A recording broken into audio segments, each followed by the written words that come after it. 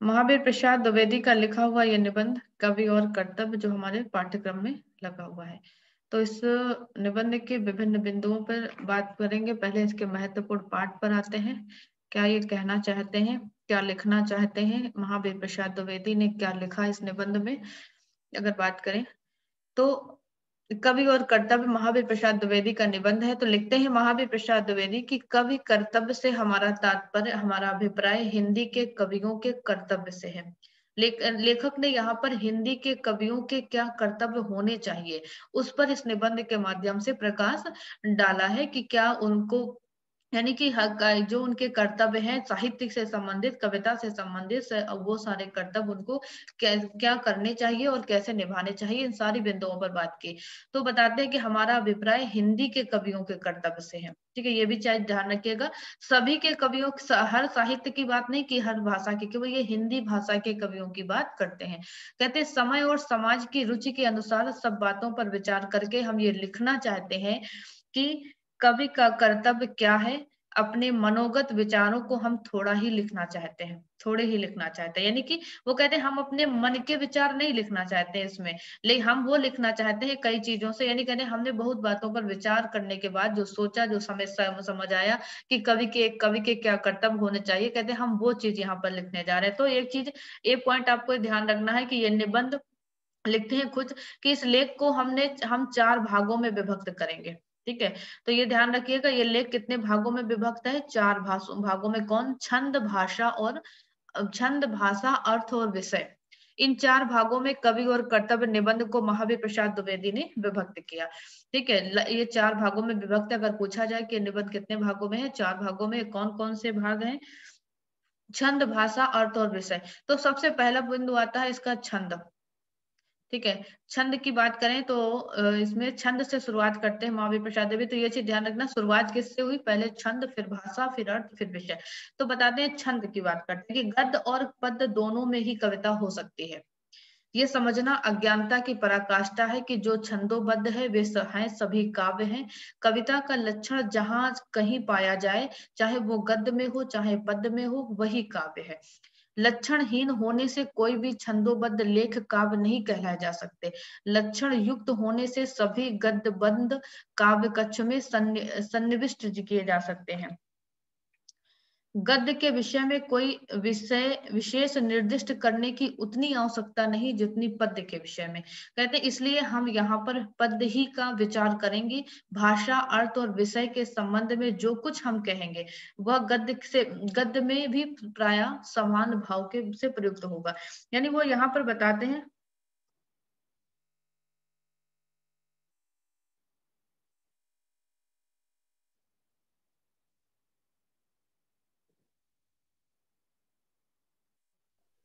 Ma'am आवाज नहीं आ रही है? हाँ एक मिनट, अभी हमने स्टार्ट नहीं किया था, बीच में काव देखने लगे थे थोड़ा सा।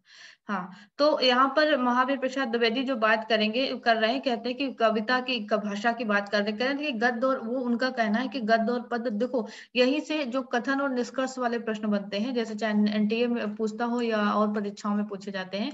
तो जैसे इसमें लिखा है कि गद्य और पद्य दोनों में कविता हो सकती है, ये लिखते हैं। ठीक है, और कहते हैं ये समझना अज्ञानता की पराकाष्ठा है कि जो छंदोबद्ध है सभी काव्य है। कविता का लक्षण जहां कहीं पाया जाए, चाहे वह गद्य हो चाहे पद्य हो, वही काव्य है।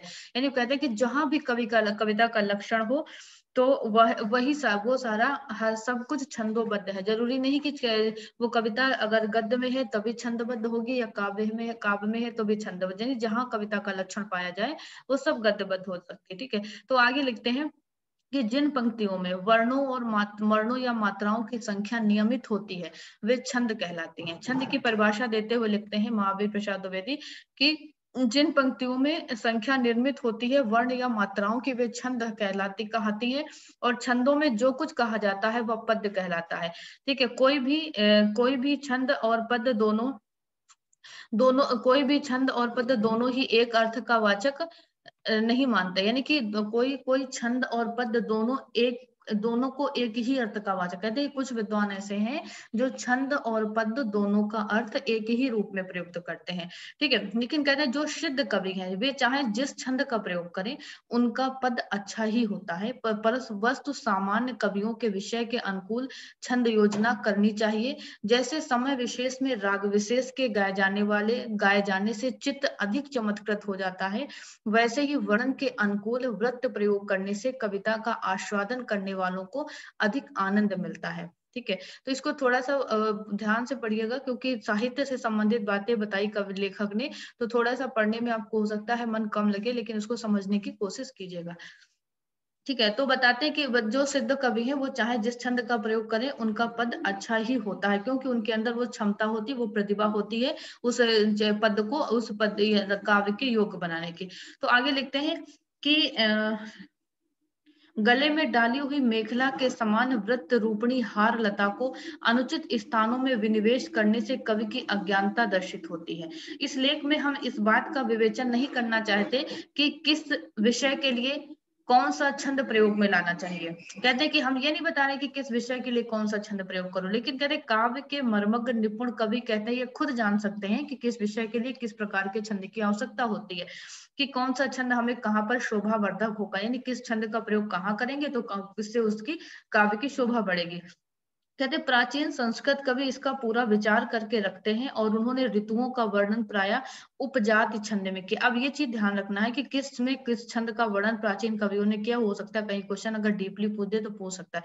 तो उन्होंने ऋतुओं के वर्णन में किस छंद का प्रयोग किया, उपजाति छंद का प्रयोग किया, ठीक है। नीति का वंशस्थ में किया, नीति का वंशस्थ में किया, चंद्रोदादिका रथोदता में किया, और वर्षा और प्रवास का मंदाक्रांता में इन्होंने यानी संस्कृत के कवियों ने इन छंदों का प्रयोग किया, ठीक है।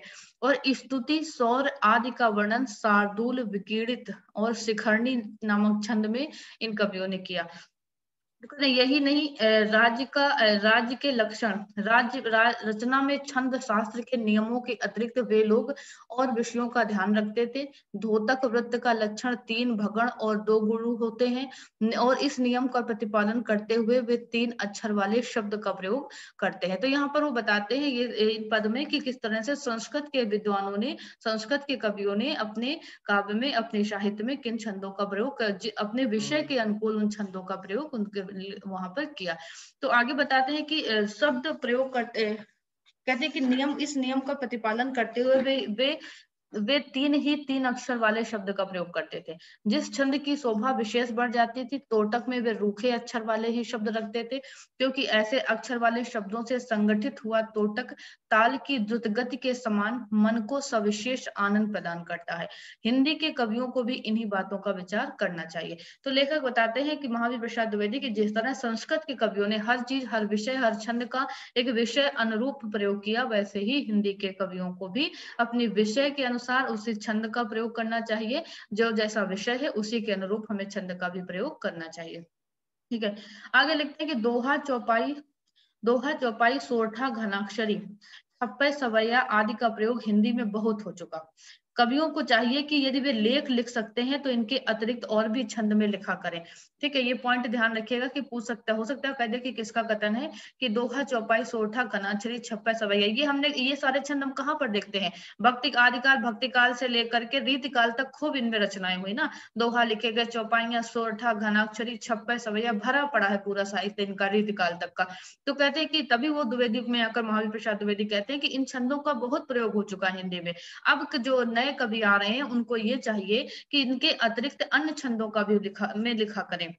हम ये नहीं कहते कि ये छंद नितांत परित्यक्त हैं और इनको परित्यक्त ही कर दिया जाए। हमारा अभिप्राय है कि इनके साथ संस्कृत काव्यों में प्रयोग किए गए वृत्तों में से 2-4 उत्तमोत्तम वृत्तों का प्रचार हिंदी में किया जाए। इन वृत्तों में द्रुत, विलंबित, वंशस्थ और वसंत तलिका आदि ऐसे वृत्त का प्रचार हिंदी में होने से हिंदी काव्य की शोभा बढ़ेगी। यानी कि वो कहते हैं कि इन छंदों का प्रयोग हो चुका, तो इसका मतलब हम ये नहीं कह रहे हैं कि इन छंदों का प्रयोग बिल्कुल बंद ही कर दीजिए या त्याग दीजिए, ऐसा नहीं है। लेकिन कहते हैं कि कुछ ऐसे छंद हैं जैसे द्रुत, विलंबित, वंशस्थ और वसंत तलिका जैसे जो वृत्त या छंद हैं, कहते हैं कि जो संस्कृत में प्रयुक्त होते हैं, अगर इनका प्रयोग हिंदी में भी होने लगेगा तो उसकी शोभा में और 4 चांद लगेंगे हिंदी साहित्य में, ठीक है। हिंदी के जो साहित्य या कवि या गद्य या पद है। तो जिनका प्रचार कहते हैं हिंदी में होने से हिंदी काव्य की शोभा बढ़ेगी, किसी ने इन वृत्तों का प्रयोग भी आरंभ कर दिया। तो कहते देखा उन्होंने कि ये जब आप प्री प्रवास पढ़ेंगे तो उसमें ये सारे छंद हमें देखने को मिलेंगे, द्रुत, विलंबित, वंशस्थ, वसंत तलिका, है ना। तो कहते किसी किसी ने इनका प्रयोग भी आरंभ कर दिया। ये सूचना उन्हीं लोगों के लिए है जो सब प्रकार के छंद लिखने में समर्थ हैं, जो घनाक्षरी और दोहो अथवा चौपाई की सीमा का उल्लंघन करने में असमर्थ है, उनके लिए कहते हैं ये सारी चीजें नहीं है। ये चीजें उन्हीं के लिए हैं जो इन सारी चीजों का उल्लंघन करना, जो जो सब प्रकार के छंद लिख सकते हैं। ठीक है, आगे लिखते हैं महावीर प्रसाद द्विवेदी की आजकल की बोलचाल की हिंदी कविता, आजकल बोलचाल की हिंदी कविता उर्दू के विशेष प्रकार के छंदों में अधिक खुलती है। अतः ऐसी कविता लिखने से तद अनुकूल छंद प्रयुक्त होने चाहिए। यानी कि बोलचाल की कहते हैं हिंदी कविता उर्दू के विशेष प्रकार के छंदों में कहते खुलते हुए दिखाई दे रही, तो कहते हैं ऐसी कविता लिखने के समय उसी के अनुकूल हमें छंदों का प्रयोग करना चाहिए। तद अनुकूल मतलब उसी प्रकार का। ठीक है, फिर लिखते हैं आगे, कुछ कुछ कवियों को एक ही प्रकार का छंद सद जाता है, उससे वे अच्छा लिख सकते हैं, वे उससे अच्छा लिख सकते हैं, उनको दूसरे प्रकार के छंद लिखने का प्रयत्न भी नहीं करना चाहिए। यदि कविता सरस और मनोहारिणी है तो चाहे एक ही अथवा बुरे से बुरे छंद में क्यों ना हो, उसे आनंद अवश्य ही मिलता है। और आगे लिखते और कहते हैं, तुलसी ने चौपाई और बिहारी लाल ने दोहा लिखकर ही इतनी कीर्ति संपादन की। प्राचीन कवियों को भी किसी किसी वृत्त से इतना अधिक स्नेह था कि वे अपने आहत वृत्त को ही अधिक काम में लाते थे, और उनमें उनकी कविता खुलती भी थी अधिक। और भारवी का वंशस्थ रत्नाकर की वसंत तलिका, भवभूति और जगन्नाथ की शिखरणी, कालिदास की मंदाक्रांता, राजशेखर का सादुल कीर्ति इस विषय के प्रमाण है। तो ये जो छंदों के नाम दिए इन्होंने, तो ये चीज ध्यान रखना है कि ये इन कवियों के द्वारा इन छंदों का प्रयोग यहाँ पर होता रहा है साहित्य में, उसी का वर्णन यहाँ पर वो बताते हैं। ठीक है, कि भारवी ने वंशस्थ, रत्नाकर ने वसंत तलिका छंद का प्रयोग किया, भवभूत और जगत नारायण ने शिखरणी का प्रयोग किया, कालिदास ने मंदाक्रांता छंद का प्रयोग करते थे, राजशेखर सादुल विकीर्णित इन विषयों का वो प्रयोग करते थे। तो वो बताते हैं कि कुछ ऐसे कवि हैं, कुछ कवियों को एक प्रकार का छंद कहते हैं सद सा जाता है, मतलब वे उसे ही वे अच्छा लिख सकते हैं। यानी कि उनको लगता है कि एक कवि जिसने, जैसे तुलसी ने चौपाई पकड़ ली, बिहारी लाल ने दोहा लिखे, तो सब दोहे में ही पूरी बातें लिख डाली जो कुछ उन्होंने लिखा, और वही उनकी कीर्ति का आधार हो गया, है ना। तो कहते वो उनके लिए वो छंद उनको छद गया, वो मतलब छंद उनको सद गया, यानी कि वो उसी में ही सब कुछ अच्छा लिख सकते थे। जैसे बिहारी ने लिखा, तुलसी ने लिखा, सब कुछ कहते तो उनकी कीर्ति का आधार हो गया। जैसे भारवी ने वंशस्थ लिखा, तो वो बताते हैं कि कुछ कुछ कवि ऐसे होते हैं जिनको एक ही छंद होता है जिसमें वो उनकी प्रसिद्धि का वो आधार बन जाती है। ठीक है, आगे लिखते हैं कि पदांत, यानी पदांत में अनुप्रासहीन, ठीक है, पदांत में अनुप्रासहीन छंद भी लिखे जाते हैं। और इस प्रकार छंद जब तक संस्कृत, अंग्रेजी और बांग्ला में विद्यमान है तब कोई कारण नहीं हमारी भाषा में वे न लिखे जाएं। संस्कृत ही हिंदी की माता है, संस्कृत का सारा कविता साहित्य इन तुकबंदी बखेड़े से बहिर्गत सा है। अतएव इस विषय में यदि हम संस्कृत का अनुकरण करें तो सफलता की पूरी आशा है। अनुप्रास युक्त पदांत सुनते सुनते हमारे कान उस प्रकार की उस प्रकार की पंक्तियों के पक्षपाती हो गए, इसलिए अनुप्रासहीन रचना अच्छी नहीं लगती। बिना तुक वाली कविता के लिखने अथवा सुनने का अभ्यास होते ही वह भी अच्छी नहीं लगेगी। और इसमें कोई संदेह नहीं कि अनुप्रास और यमक आदि शब्द आडंबर कविता के आधार नहीं है। जो उनके न होने से कविता निर्जीव हो जाए या उसे कोई अपरिमेय हानि पहुंचे। कविता को अच्छा या बुरा होना विशेषतया अच्छे अर्थ और रस बाहुल पर अवलंबित होता है। तो परंतु अनुप्रास के ढूंढने का प्रयास उठाने में समुचित शब्द न मिलने से अर्थांश की हानि हो जाती है। तो इससे कविता की चारुता नष्ट हो जाती है। अनुप्रासों का विचार न करने से कविता लिखने में सुगमता भी होती है और मनोअभिलाषित अर्थ व्यक्त करने में विशेषतः कठिनाई भी नहीं पड़ती। इसलिए वो कहते हैं पदांत में अनुप्रासहीन छंद हिंदी में लिखे जाने की बड़ी आवश्यकता है। तो ये पॉइंट ध्यान रखिएगा कि महावीर प्रसाद द्विवेदी चाहते थे कि पदांत यानी कि अनुप्रासहीन छंद हिंदी में लिखे जाए और वो उसकी आवश्यकता महसूस करते हैं। ठीक है, आगे कहते हैं संस्कृत में प्रयोग किए गए शिखरणी, वंशस्थ और वसंत तलिका ये ऐसे वृत्त हैं जिनमें अनुप्रास का न होना काव्य रसिकों को बहुत कम खटकेगा। पहले इन वृत्तों का प्रयोग होना चाहिए। तो कहते हैं कि हम शुरू से ही बिहारी के दोहे ले लो, बाकियों को पढ़ लो, तो कहते हैं वो अनुप्रास ये अलंकारों से भरी थी। तो कहते हैं आज हम अगर इनसे हटके कविता करते हैं, रचना करते हैं, तो वो लोगों को पसंद नहीं आती, अतुकांत होती, वो भी पसंद नहीं आती। तो कहते हैं लेकिन धीरे धीरे जब हम अभ्यास बनाएंगे, उस हर चीज से हटकर लिखने की कोशिश करेंगे, तो लोगों को वो पसंद भी आएगी और उसका भाव भी, उसका अर्थ भी निकालना आसान हो जाएगा। ठीक है, तो वो अनुप्रासहीन कविता करने के पक्ष में है महावीर प्रसाद द्विवेदी। आगे लिखते हैं, किसी भी प्रचलित परिपाटी का क्रम भंग होता देख प्राचीनता के पक्षपाती खड़े हो जाते हैं और नई चाल के विषय में नाना प्रकार की कुचेष्टाएं और दोषों भावनाएं करने लगते हैं। स्वाभाविक बात है, परंतु यदि इस प्रसार की टीकाओं से लोग डरते, तो संसार से नवीनता का लोप हो जाता। हमारा ये मतलब नहीं कि पदांत में अनुप्रास वाले छंद लिखे ही ना जाएं। हमारा कथन इतना है कि इस प्रकार के छंदों के साथ अनुप्रासहीन छंद भी लिखे जाएं, बस।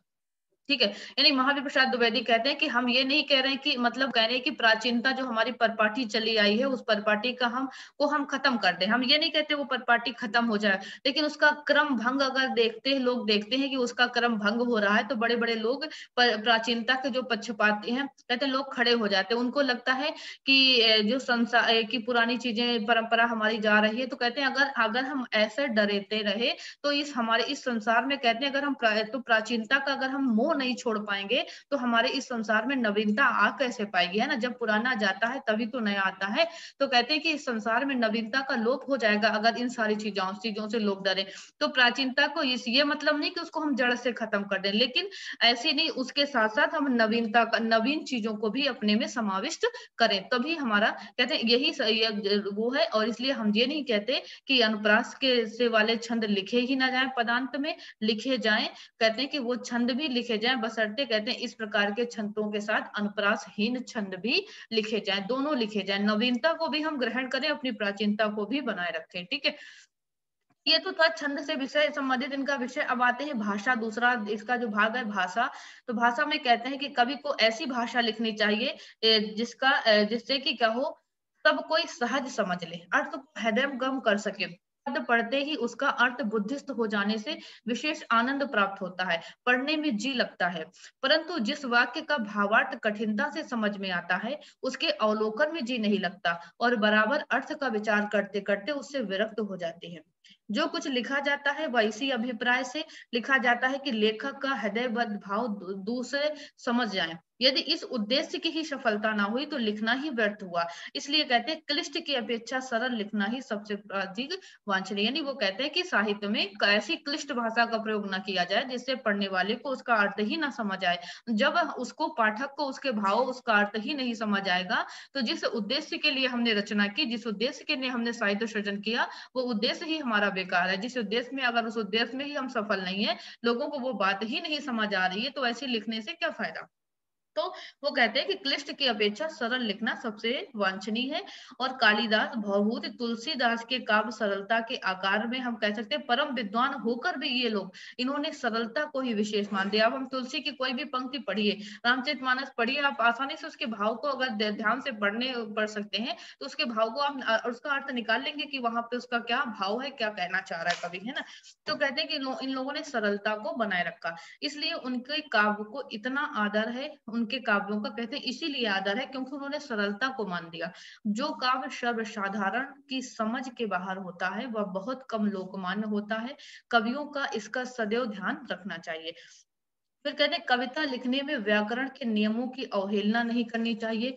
शुद्ध भाषा का जितना मान होता है, अशुद्ध का उतना नहीं होता है।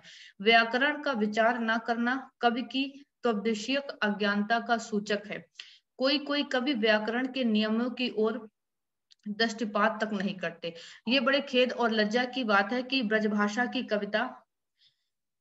की कविता में कविजन मनमानी निरंकुशता दिखलाते हैं, और ये उचित नहीं। जहां तक संभव हो दूसरों शब्दों का मूल रूप नहीं बिगड़ना चाहिए। यानी कहते हैं कविता लिखने के लिए जो नियम बनाए गए, उन नियमों की हमें अवहेलना नहीं करनी चाहिए।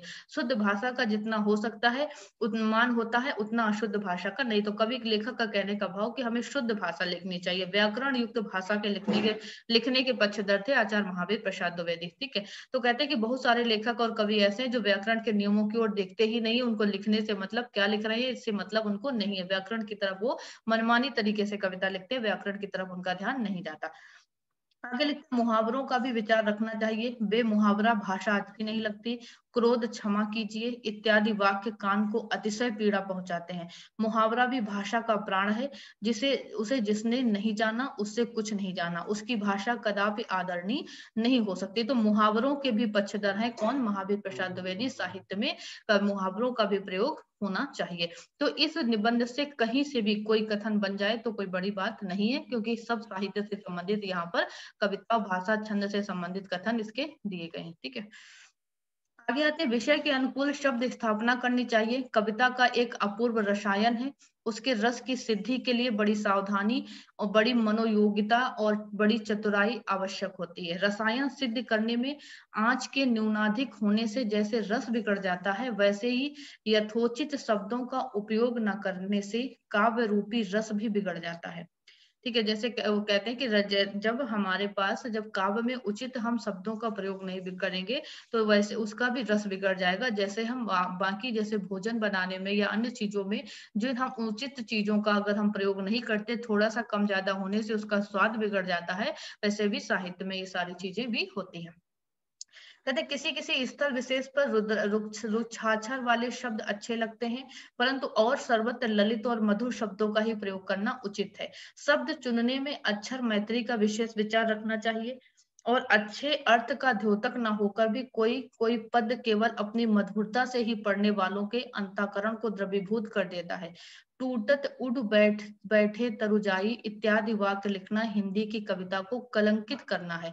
तो यानी वो कहते हैं कि अक्षर मैत्री का भी ध्यान रखना चाहिए, कि जो कविता के लिए सबसे जरूरी होना चाहिए। तो आगे लिखते हैं, शब्दों को भी यथास्थान रखना चाहिए। लेखक बताते हैं कि शब्द स्थापना ठीक न होने से कविता की दुर्दशा होती है। तो कहते हैं अर्थांश में जो क्लिष्टता आती है उसके उदाहरण हिंदी कालिदास की समालोचना, जो इनका निबंध है हिंदी कालिदास की समालोचना, ये महावीर प्रसाद द्विवेदी का निबंध है, ये नाम ध्यान रखिएगा। तो कहते हैं इसमें उन्होंने बताया है कि किस तरह से शब्द स्थापना की बात का ध्यान रखना चाहिए हमें अपने साहित्य में। ठीक है, तो आगे चलते हैं। कहते हैं गद्य और पद्य की भाषा पृथक नहीं होनी चाहिए। ये महत्वपूर्ण पॉइंट आता है इनकी कविता में, ये निबंध में कहते हैं गद्य और पद्य की भाषा पृथक नहीं होनी चाहिए। हिंदी ही एक ऐसी भाषा है जिसके जिसके गद्य में एक प्रकार की पद्य में दूसरे प्रकार की भाषा लिखी जाती है। सब समाज की भाषा ही उस भाषा में गद्य पद्यात्मक साहित्य होना चाहिए। गद्य का प्रचार हिंदी में थोड़े दिनों से पहले हुआ, और पहले गद्य प्राय न था और हमारा साहित्य केवल पद्यमय था। गद्य साहित्य की उत्पत्ति के पहले पद्य में ब्रजभाषा का ही प्रादेशिक प्रयोग होता था।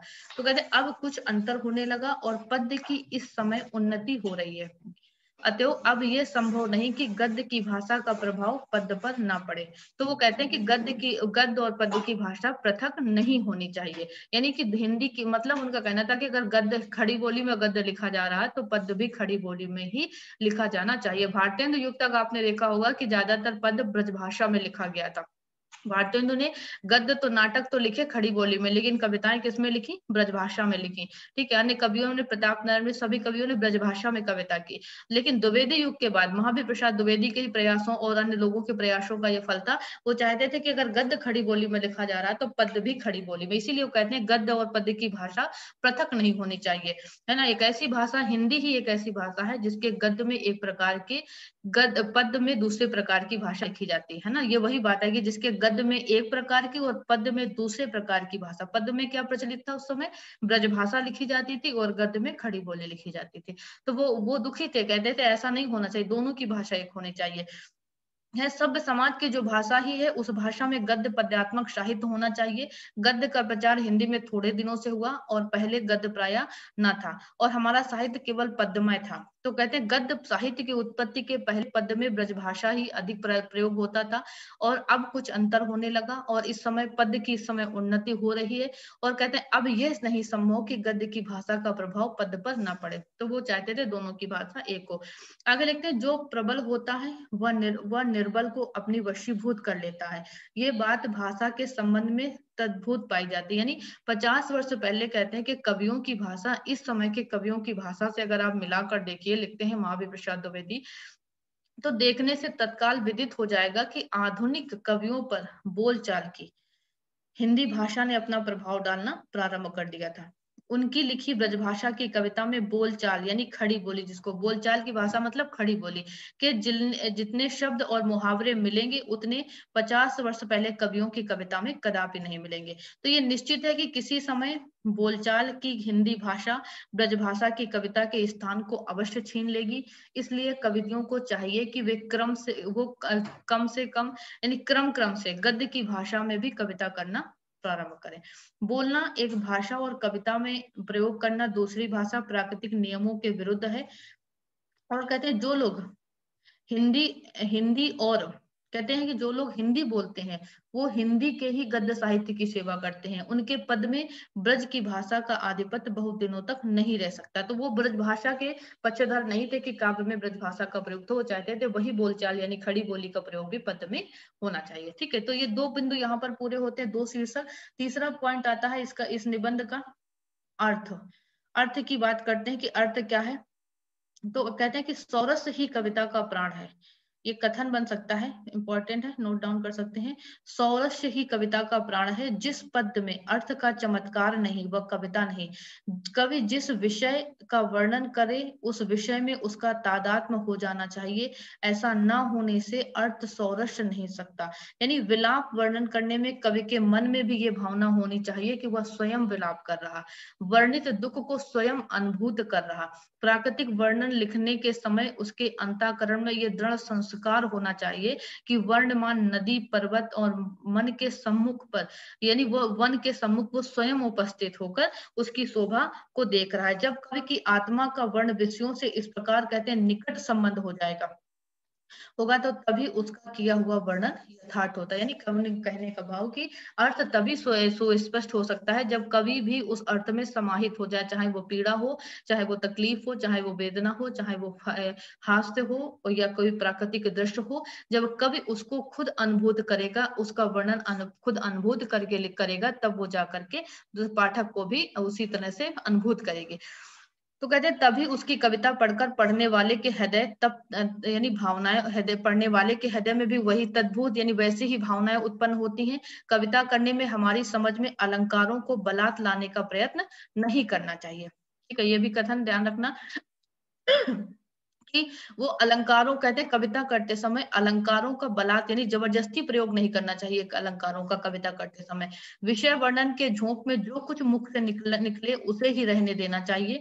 बलात् यानी किसी अर्थ के लाने की चेष्टा करने की अपेक्षा प्रकट भाव से जो कुछ आ जाए उसे ही पद्यबद्ध कर देना अधिक सरल और आह्लादकारक होता है।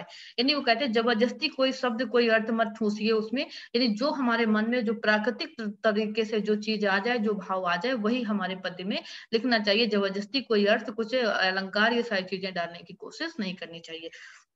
और आगे कहते हैं कि जो कुछ आ जाए उसे पद्यबद्ध कर देना चाहिए, वही आह्लादकारक यानी हमारे लिए आनंदकारी होगा। अपने मनोनीत अर्थ को इस प्रकार व्यक्त करना चाहिए कि पद्य पढ़ते भी पढ़ने वाले उस तत्क्षण हृदय गमन कर सके, क्लिष्ट कल्पना अथवा सोच विचार करने की आवश्यकता न पड़े। यानी क्योंकि जी जो हमारे उस अर्थ को पढ़े, जो हमारे उस पद को पढ़े, उसको पढ़ते ही उसका हृदय गमन यानी उसको उसमें क्लिष्टता ना हो, पढ़ते ही उसके अंदर वो भाव पहुंच जाए जो वो कहना चाह रहा है। ठीक है, आगे कहते हैं बहुत से शब्द ऐसे हैं जो सामान्य रीत से सब एक ही अर्थ के व्यंजक है, परंतु विशेष ध्यान पूर्वक देखने अथवा धातु के अर्थ का विचार करने से पृथक पृथक शब्दों में पृथक पृथक शक्तियों का गर्भित रहना प्रकट होता है।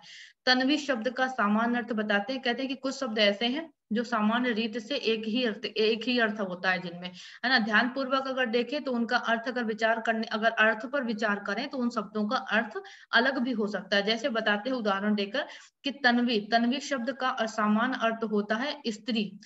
सामान्य स्थल में कहा किसका प्रयोग होता है, स्त्री के लिए। परंतु तनु शब्द का अर्थ होता है कृश होने के कारण तन्वी का विशेष अर्थ यानी दुर्बल, यानी तनु मतलब कि दुर्बलता से भी इसका अर्थ लगाया जाता है। तो यदि कहें कि ये तन्वी यानी अपने पति के साथ सुख से अपने घर में रहती है, तो यहाँ तन्वी शब्द का अर्थ व्यंजक नहीं हो सकता, यानी जो अर्थ वामा यानी इत्यादि शब्दों को होता है। परंतु यदि कहें तन्वी अपने प्रीतम का वियोग बड़े धैर्य से सहन कर सकती है, तो यहाँ तन्वी शब्द की गर्भित शक्ति से वियोग उद्योग अर्थ को सहायता पहुंचती है। तो कहते हैं ऐसे स्थल पर इस शब्द का प्रयोग बहुत प्रशस्त है और अर्थ सौरस्य के लिए जहां तक संभव हो ऐसी शक्तिमान शब्दों का प्रयोग करना चाहिए। यानी कि कहते हैं कि ऐसे शब्दों का हमें प्रयोग करना चाहिए कि जिनका पृथक पृथक अर्थ है, जो उनको एक जो उसके भाव है, जो ग्रहण आंतरिक भाव है, वो भी हमारे सम्मुख आए। ठीक है। तो आगे कहते हैं घनाक्षरी और सवैया आदि लिखने वाले कवियों की कविता में कभी कभी अनेक निरर्थक शब्द आ जाते हैं।